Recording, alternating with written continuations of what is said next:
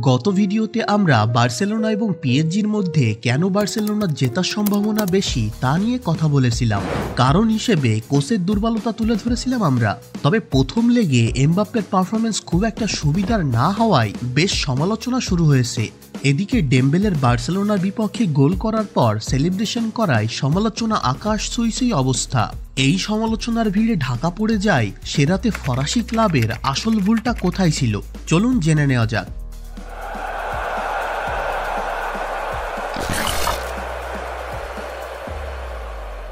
আজ আমরা মোট তিনটি বিষয়ে আলোচনা করব। প্রথমেই মূল সমস্যা কোচের সমস্যাটি নিয়ে, তারপর এমবাপ্পের পারফরমেন্স কেন খারাপ ছিল সে বিষয়ে, এবং সর্বশেষ ডেম্বেলেকে নিয়ে। গত ভিডিওতে আমরা একটা বিষয়ের উপরে সবচেয়ে বেশি গুরুত্ব দিয়েছিলাম, তা হলো লুইস এনরিকের প্রেডিক্টেবল ট্যাকটিক্স। সেই টিকি টাকা, কোনো কাউন্টার অ্যাটাক নেই, মিডফিল্ডার নির্ভর ট্যাকটিক্স সাজানো ফরমেশন। এই ফরমেশনকে ঘষে মেজে বারবার তুলে ধরেন এনরিকে।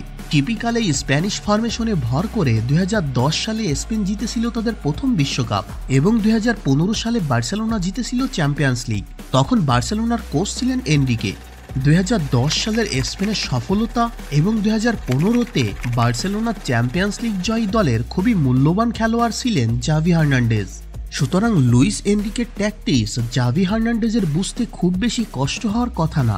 তাও যদি সে ট্যাকটিক্সে কোনো পরিবর্তনই না হয়ে থাকে। সেদিন পিএসজি মাঠে নেমেছিল 4-3-1-2 ফরমেশনে। এখানে আক্রমণ ভাগে এমবাপ্পে ও মার্কো অ্যাসেনসিও, এবং প্লেমেকার হিসেবে ছিল ওসমান ডেম্বেলে।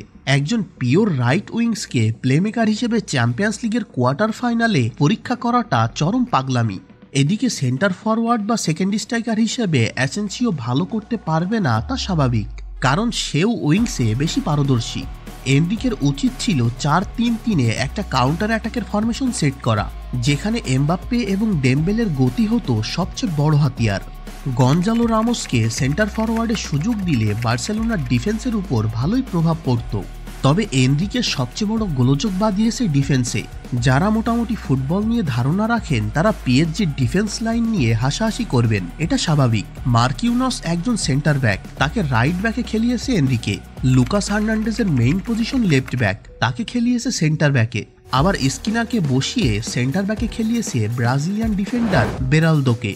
বেরালদো উদীয়মানদের তালিকায় থাকলেও বিগ ম্যাচে উদীয়মানদের থেকে অভিজ্ঞ খেলোয়াড়দের প্রয়োজন বেশি। এজন্য স্কিনারকে বসিয়ে রাখাটা এনরিকের চরম বোকামি ছিল। মোট কথা ট্যাকটিক্স থেকে ফরমেশন সকল কিছুতেই কি যে করেছে এনরিকে তা সে নিজেই জানে। এমবাপ্পের পারফরমেন্সগত বিষয় নিয়ে কথা বললে সেদিন এমবাপ্পে খুব একটা ভালো খেলেনি।